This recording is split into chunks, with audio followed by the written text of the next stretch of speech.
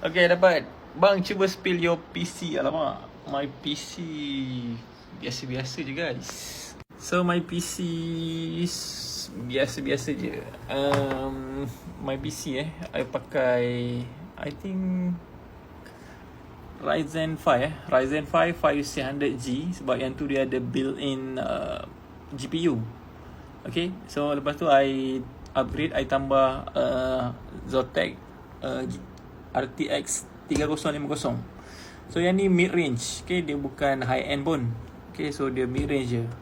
Boleh lah kalau nak main game sikit-sikit kan. So dia punya power pun 650. Okay, kat situ ada RAM daripada Trident G-Skill 16GB 8GB.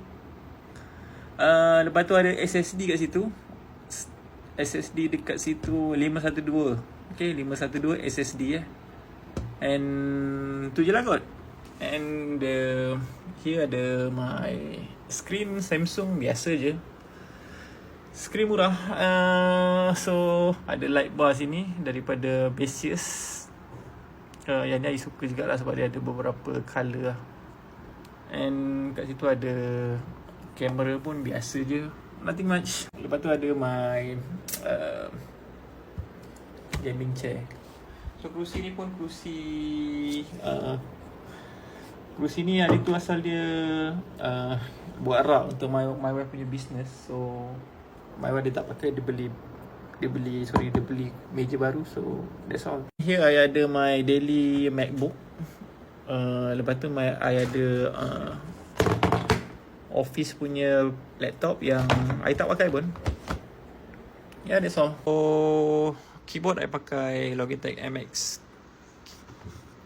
I buy with mouse Logitech MX Master 3S. So sekarang dah ada 4S. So yang ni I bawa untuk remote lah, untuk daily office lah. Biasa I pakai dengan that MacBook.